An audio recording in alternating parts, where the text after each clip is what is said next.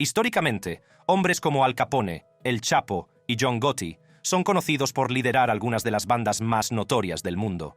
Pero detrás de su historia de éxito, hay mujeres de fuerte carácter que, contra todo pronóstico, han demostrado su valía en el despiadado mundo criminal clandestino. Acompáñeme en este emocionante vídeo mientras escarbo en los archivos para desvelar qué les ocurrió realmente a las esposas de famosos gángsteres. Victoria DiGiorgio Gotti. Nacida el 5 de diciembre de 1942, en Brooklyn, Nueva York, Victoria DiGiorgio Gotti tuvo una infancia tumultuosa. Sus padres trabajaban en una fábrica y cuando cumplió 2 años, la familia se había separado. Aunque los detalles sobre sus primeros años y su educación siguen siendo un misterio, se cree que Victoria empezó a cometer pequeños delitos a una edad temprana. En 1958, conoció a John Joseph Gotti, un despiadado mafioso italiano, en un club nocturno. Este encuentro fortuito desencadenó de inmediato un apasionado romance entre ambas partes. 4 años después, el 6 de marzo de 1962, la pareja intercambió votos, solidificando su vínculo. Victoria DiGiorgio solo tenía 20 años por aquel entonces, pero su amor por John Gotti la había metido de lleno en el mundo de la delincuencia. El matrimonio fue muy fructífero, ya que se convirtieron en los orgullosos padres de 5 hijos encantadores. Pero con el tiempo, los excesos de Gotti se estaban convirtiendo en demasiado para Victoria.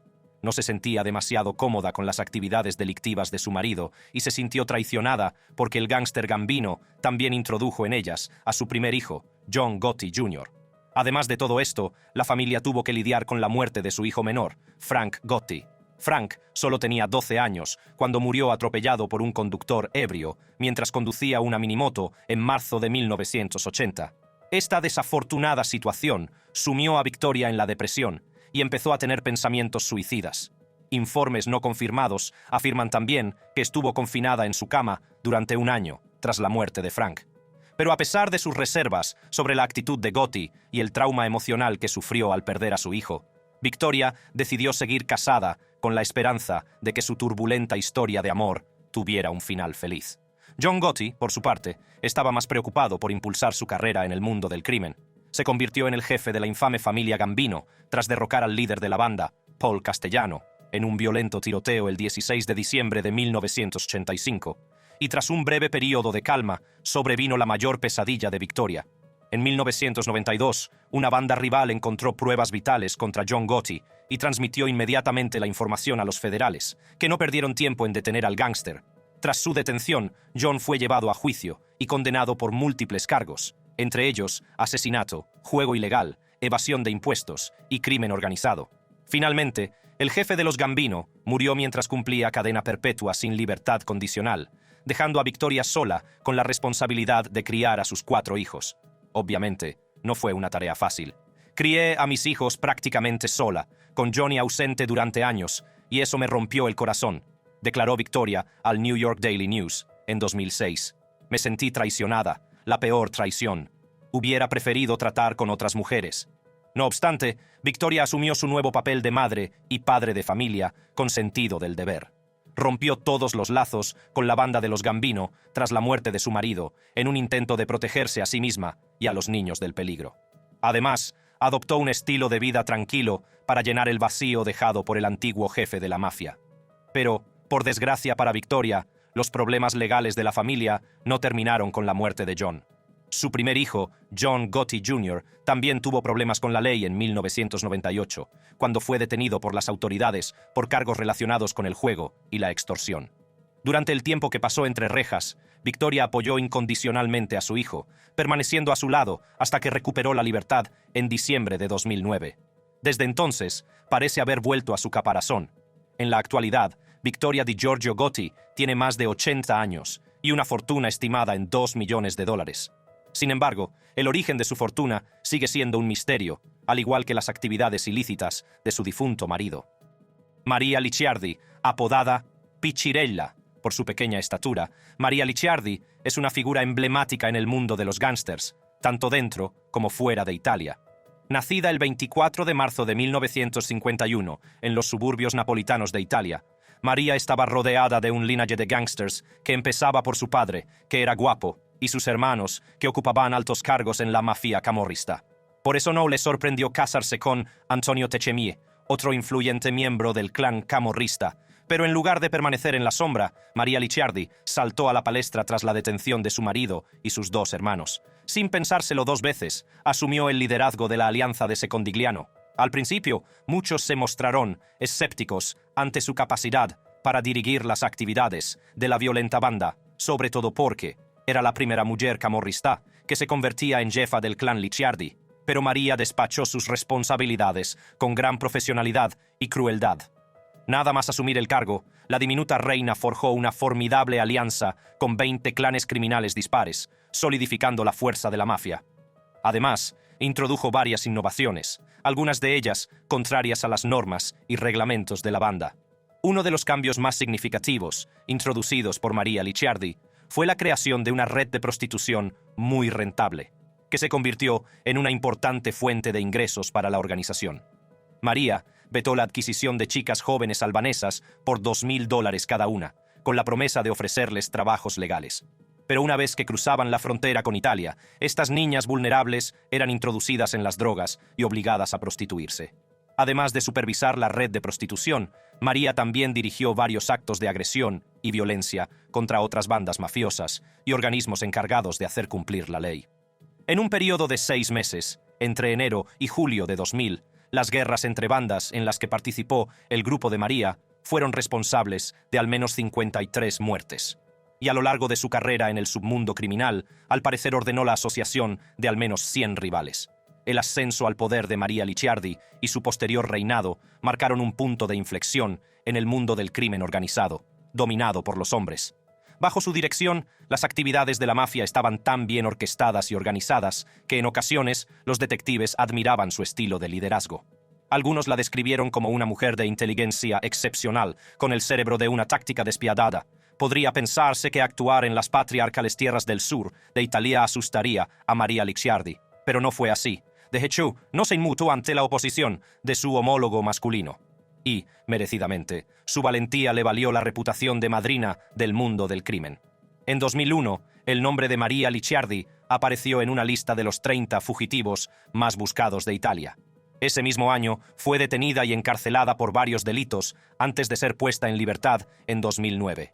Desde entonces se desvaneció en la oscuridad hasta hace poco, en 2021, cuando fue detenida en el aeropuerto romano de Ciampino, cuando intentaba embarcar en un vuelo para visitar a su hija y atender unos negocios en España. La mafiosa, de 71 años, mantuvo la compostura durante el arresto. Ahora se enfrenta a una pena de prisión de 12 años y 8 meses, lo que supone un capítulo más en su tumultuosa trayectoria en el mundo del crimen.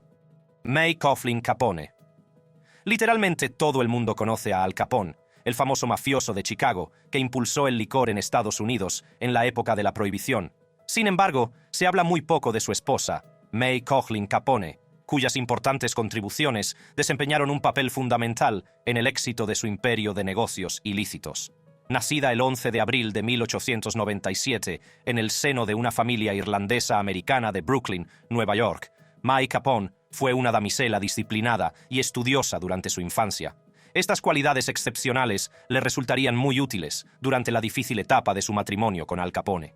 Tras la muerte de su padre, May abandonó los estudios para trabajar en una fábrica de cajas, donde al parecer conoció al astuto mafioso. May tenía entonces 20 años y procedía de una familia muy religiosa. Al Capone, por su parte, tenía 18 y era un conocido gángster. Sin embargo, el floreciente amor que sentían el uno por el otro fue suficiente para eclipsar los juicios sociales y las marcadas diferencias en su estilo de vida. Mientras su historia de amor continuaba, May dio a luz a su primer hijo, Albert Francis Sonny Capone, fuera del matrimonio. 3 semanas después del nacimiento de Sonny, May y Al Capone se casaron oficialmente en Brooklyn el 30 de diciembre de 1918. Unos meses más tarde, se trasladaron a la ciudad del viento de Chicago, donde la notoriedad de Al Capone como mafioso iría en aumento. May, sin embargo, mantuvo un perfil bajo, aunque se vio inevitablemente envuelta en polémicas debido a los excesos sexuales de su marido y a sus frecuentes roces con la ley. A pesar de su profundo amor por May, Al Capone mantuvo varias relaciones extramatrimoniales. Durante una de sus románticas noches con sus amantes, contrajo la sífilis. Sin saberlo, contagió la enfermedad a May, que a su vez se la transmitió a su hijo. Las consecuencias de esta enfermedad se manifestaron en deficiencias auditivas, tanto para el padre como para el hijo. Pero los problemas de salud de Capone fueron mucho peores, ya que también sufrió un rápido deterioro cognitivo. A pesar de todo, Mae nunca se quejó. Pasó por alto la infidelidad de Capone y cuidó de él como siempre había hecho. El 18 de octubre de 1931, Capone fue arrestado por evasión de impuestos, y en una fuerte muestra de solidaridad, May estuvo a su lado. Emprendió frecuentes viajes de varios kilómetros para visitar al mafioso enfermo en un centro penitenciario de California. También le defendió públicamente y abogó constantemente por su liberación. Cuando los periodistas preguntaban por el bienestar de Capone en la cárcel, Mae respondía con firmeza, descartando toda sugerencia de que pudiera no salir con vida. Sí, se va a recuperar. Sufre de abatimiento y de un espíritu quebrantado, agravado por un intenso nerviosismo, dijo Mae. Tras cumplir 8 de sus 11 años de condena, Al Capone fue puesto en libertad en 1939, por buena conducta, y la mafia le concedió amablemente un sueldo semanal de $600. Sin embargo, su salud había empeorado. El otrora famoso mafioso se había convertido en una mera sombra de lo que fue. A menudo se le veía teniendo conversaciones delirantes con amigos y familiares fallecidos. Mae se vio obligada a asumir el papel de esposa y tutora, protegiendo ferozmente a Capone de periodistas e investigadores intrusos que trataban de explotar su frágil estado para obtener nuevas confesiones. También hizo todo lo posible por conseguir la mejor asistencia médica para Capone, y gracias a ello, el gángster fue uno de los primeros pacientes en recibir los revolucionarios antibióticos, penicilina. Pero ya era demasiado tarde. Finalmente, Capone sucumbió a un paro cardíaco el 25 de enero de 1947, dejando a Mae devastada e incapaz de recuperarse por completo de su pérdida. Los informes indican que evitó visitar el segundo piso de su casa, donde había fallecido su marido, hasta su propia muerte en una residencia de ancianos de Florida el 16 de abril de 1986. María Victoria Henao Pablo Escobar era un hombre con múltiples personalidades. Por un lado, era una espina clavada en la carne de las fuerzas del orden. Por otro, era un dulce caballero con la astucia y el atractivo necesarios para encandilar a cualquier mujer que se le antojara. Pero, de alguna manera, de entre el innumerable número de mujeres que tenía a su disposición, un famoso narcotraficante colombiano decidió que la compañera perfecta para él era una menor de edad en la persona de María Victoria Henao. Lo más sorprendente es que Victoria Henao se mostró abierta a las insinuaciones de Pablo Escobar. Solo tenía 13 años, pero estaba segura de que Pablo Escobar, de 23, era su príncipe azul. Era un amante fantástico, explicó Victoria Henao. Me cautivó su deseo de ayudar a los demás y su empatía por su difícil situación. A la tierna edad de 14 años, Victoria se quedó embarazada de Escobar. Consciente de las consecuencias de la situación, el narcotraficante decidió abortar sin el consentimiento de Victoria. Sentía un dolor insoportable, dijo, pero no podía decirle nada a nadie. Un año después, la pareja intercambió votos en una controvertida ceremonia celebrada en la iglesia de la Santísima Trinidad de Palmira. Como estaba previsto, los padres y hermanos de Victoria se opusieron al matrimonio y optaron por no asistir al evento. Sorprendentemente, la familia de Escobar tampoco estuvo presente.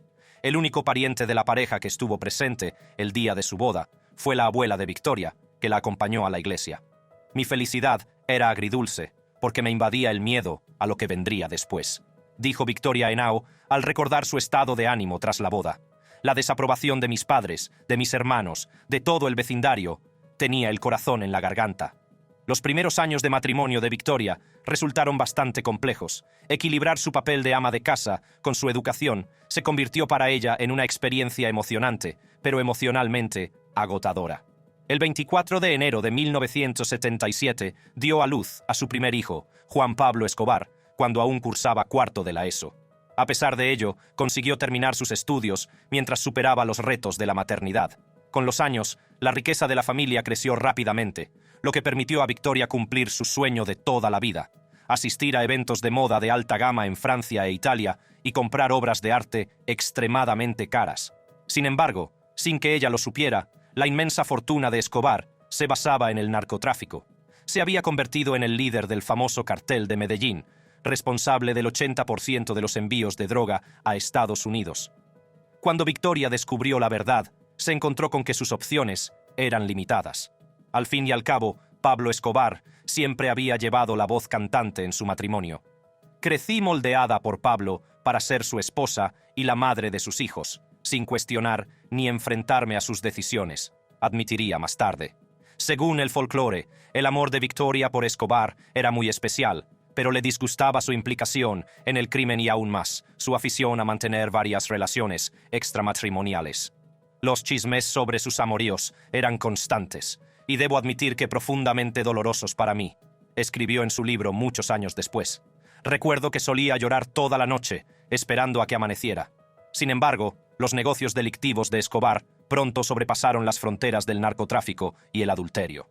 Pronto, los miembros del cartel de Medellín asesinaban a los enemigos políticos de Escobar y destruían aviones comerciales. El colmo de la brutalidad llegó el 30 de abril de 1984, cuando el narcotraficante ordenó matar a Rodrigo Lara Bonilla, entonces ministro de Justicia de Colombia. Victoria recuerda que ese fatídico día todo se vino abajo. Tras el asesinato, el gobierno no tardó en emitir una orden de detención contra Pablo Escobar, con la intención de extraditarlo a Estados Unidos. El narcotraficante tuvo que separarse de su familia y esconderse. Obviamente, Victoria Henao estaba preocupada por su seguridad y la de sus hijos, pero no podía imaginar una vida sin el hombre al que había amado y adorado desde que tenía 13 años. A mediados de agosto de 1993, estaba claro que el fin del imperio de la droga de Escobar se desmoronaba rápidamente, y según admitió la propia Victoria, la muerte rondaba a toda la familia. En septiembre de ese mismo año, Pablo Escobar informó a Victoria de que ella y sus 2 hijos tendrían que trasladarse a un piso franco bajo la protección del gobierno. Se intercambiaron besos y abrazos llenos de lágrimas durante el que sería el último encuentro entre Escobar y su familia. Lloré y lloré, escribió Victoria en su libro muchos años después. Fue la decisión más angustiosa que había tomado nunca, dejar al amor de mi vida, justo cuando. Efectivamente, el mundo se cerraba sobre Pablo Escobar. Pocas semanas después de despedirse de su familia, la policía colombiana abatió al capo de la droga en una azotea de Medellín. Mientras el mundo entero celebraba la muerte de Escobar, Victoria y sus hijos se sumían en una profunda tristeza. Sin embargo, hubo poco tiempo para el luto, ya que incluso muerto, las actividades ilícitas de Escobar seguían proyectando una oscura sombra sobre la familia. Ante la continua represión del cártel de Medellín, no tuvo más remedio que huir del país. Tras 2 solicitudes de asilo fallidas a Alemania y Mozambique, encontraron un lugar de descanso en Argentina. En un intento de ocultar su identidad, la afligida familia se vio obligada a adoptar nuevos nombres. María Victoria Henao se convirtió en Victoria Henao Vallejos o María Isabel Santos Caballero. Sin embargo, su relación con Pablo Escobar acabaría metiéndoles en problemas con la justicia. En 1999, Victoria y su hijo Juan Pablo fueron detenidos por blanqueo de dinero. Tras su puesta en libertad, Victoria arremetió contra las autoridades en una dura entrevista. «Estoy presa en Argentina simplemente por ser colombiana», explicó. Quieren exhibir la lucha de Argentina contra el narcotráfico, juzgando al fantasma de Pablo Escobar. Desde entonces, Victoria Henao y sus hijos han optado por llevar una vida tranquila, lejos de las miradas indiscretas de los medios de comunicación. Sin embargo, recientemente ha salido de su reclusión autoinducida para publicar su libro La señora Escobar, Mi vida con Pablo, en el que relata sus experiencias de convivencia día a día con uno de los capos más conocidos del mundo. Durante una entrevista concedida en 2018 a la emisora colombiana Du Boulevard Radio, Victoria se exculpó de las actividades del cártel y expresó abiertamente una inmensa tristeza y vergüenza por el enorme dolor que su marido causó a todo el país colombiano. «Pido perdón por lo que hice en mi juventud», dijo Victoria Henao. «No tenía una buena vida». María Elvira Murillo. En las calles y arroyos de México, Miguel Ángel Félix Gallardo es conocido como el padrino del narcotráfico y cofundador del Cártel de Guadalajara. Ejercía mucho poder e influencia en el mundo criminal clandestino de México y entre los miembros de la clase política del país. Pero entre bastidores, se apoyaba en las mujeres de su vida para que le proporcionaran el apoyo emocional que necesitaba para dirigir el cártel. Después de que su primera esposa muriera de leucemia en 1968, Félix Gallardo volvió a la piscina de las citas en busca de amor, y fue allí donde encontró a María Elvira Murillo. Procedente de una humilde familia campesina de Michoacán, México, María Elvira había crecido en la pobreza. Sin embargo, su vida y la de su familia se transformaron cuando se cruzó en el camino de Félix Gallardo. No se sabe mucho de las circunstancias de su encuentro, ni de los métodos empleados por Félix Gallardo para conquistarla. Sin embargo, se cree que su boda fue testigo de una gran aparición del gobernador de Sinaloa. Al parecer, María Elvira tuvo 17 hijos para el narcotraficante y figuraba como una de las copropietarias de la conocida inmobiliaria Delia. En la segunda temporada de la popular serie de Netflix Narcos, México, María Elvira aparecía como una esposa cariñosa que al principio apoyaba los negocios de droga a pequeña escala de su marido. Pero con el tiempo empezó a preocuparse porque su marido dedicaba demasiado tiempo a dirigir el negocio. Sus aventuras extramatrimoniales tampoco ayudaban. A lo largo de la serie, María Elvira suplicó apasionadamente a su marido que trasladara las operaciones del cártel a Sinaloa. Sin embargo, cuando él se negó, a ella no le quedó más remedio que trasladarse a Sinaloa con sus hijos. Finalmente, Félix Gallardo cambió de opinión tras sobrevivir a un intento de asesinato. Huyó a Sinaloa con la esperanza de reunirse con su familia. Al principio, María Elvira no parecía interesada en el reencuentro, pero acabó cediendo tras las elecciones de 1988, que Félix Gallardo amañó a favor del PRI. Asistieron juntos a la fiesta de la victoria, pero su relación volvería a torcerse. Tras enterarse del papel de su exmarido en la muerte de sus 2 hijos, María Elvira se enfrentó a Félix Gallardo. En esta violenta y emotiva escena, Gallardo intentó calmar a su mujer, pero justo cuando iba a explicarle su versión de los hechos, ella le clavó un cuchillo en el pecho. Fue un golpe de suerte que escapara con vida y se trasladara de nuevo a Guadalajara. Desde luego, no fue el final feliz que muchos espectadores hubieran esperado. Su relación en la vida real tampoco tuvo un final feliz, pero fue muy diferente a lo que la serie Narcos, México, lo hizo parecer. Para empezar, no hay noticias concretas de que María Elvira se quejara de la acérrima dedicación de Félix Gallardo al cártel o de sus escapadas con otras mujeres. Y a pesar de ser menos famosa que su marido, María Elvira habría desempeñado un papel activo en el éxito del cártel de Guadalajara antes e incluso después de su detención. Al principio de su matrimonio, su función principal era controlar y regular la entrada y salida de dinero. Pero con el tiempo, asumió más responsabilidades, como facilitar reuniones de alto nivel entre Félix Gallardo y algunos de los nombres más importantes de la clase política mexicana. Esto ayudó a fortalecer la posición del cártel como la mayor banda del país, y en última instancia mantuvo a la familia a salvo de la ira de la ley. Finalmente, se les acabó la suerte a principios de los 80, cuando el agente de la DEA, Enrique Kiki Carmarena, se infiltró en el cártel de Guadalajara. Pero fue en 1985 cuando todo su mundo se vino abajo. Tras descubrir la verdadera identidad de Kiki, Félix Gallardo ordenó a sus sicarios que asesinaran al agente de la DEA de la forma más brutal posible. Así que lo secuestraron y torturaron hasta la muerte, con la esperanza de que eso disuadiera a las bandas rivales y a las fuerzas del orden de meterse con el cártel. Pero no fue así. El asesinato de Kiki provocó una feroz operación de persecución para detener a Félix Gallardo. Tras unos años de escondite, el narcotraficante fue detenido y extraditado a Estados Unidos, dejando a María Elvira Murillo a su cargo y al de sus 17 hijos. Por si fuera poco, el gobierno tomó posesión de sus propiedades inmobiliarias. Sin embargo, María Elvira, astuta, consiguió una parte del patrimonio de su marido, lo que le permitió mantener a sus hijos. Incluso en medio de estas pruebas, María Elvira nunca dejó de amar a Félix Gallardo. En medio de los informes sobre el deterioro de la salud de su marido en la cárcel, María Elvira y sus hijos escribieron una carta de queja al secretario de Seguridad Pública, Genaro García Luna, en la que destacaban su preocupación por los presuntos malos tratos infligidos al narcotraficante por las autoridades penitenciarias. En la carta también expresaban su descontento por el inadecuado nivel de atención médica que recibía. Además, iniciaron un proceso de apelación ante el tribunal, solicitando que se permitiera a Félix Gallardo cumplir el resto de su condena bajo arresto domiciliario. Lamentablemente, el tribunal desestimó el recurso, pero posteriormente Félix Gallardo fue trasladado a una prisión de mediana seguridad en Guadalajara. Emma Coronel Aispuro. Cuando se piensa en las esposas de mafiosos más influyentes de la historia, es imposible pasar por alto a Emma Coronel Aispuro. No solo su historia de amor con el Chapo le garantiza un lugar en esa lista, sino que los propios esfuerzos de Emma, mientras su marido estaba encarcelado, consolidan aún más su estatus. Emma Coronel Aispuro nació el 3 de julio de 1989 en California, el mismo año en que el Chapo se separó del cártel de Guadalajara para fundar el de Sinaloa.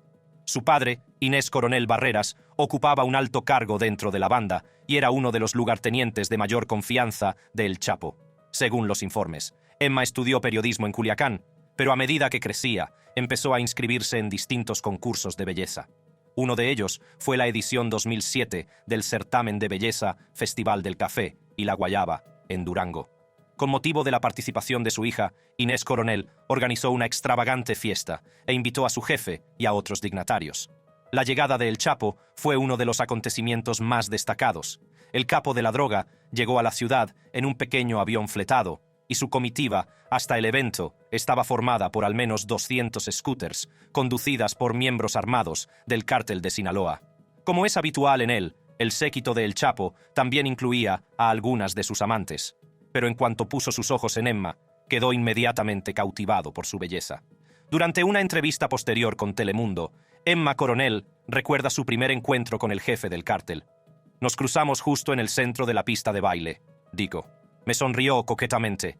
Al cabo de un rato, una persona se me acercó y me dijo que el jefe te preguntaba si querías bailar con él, y le dije que de acuerdo. Emma Coronel tenía novio por aquel entonces, pero pasó a ser irrelevante en cuanto tuvo su primer baile con El Chapo.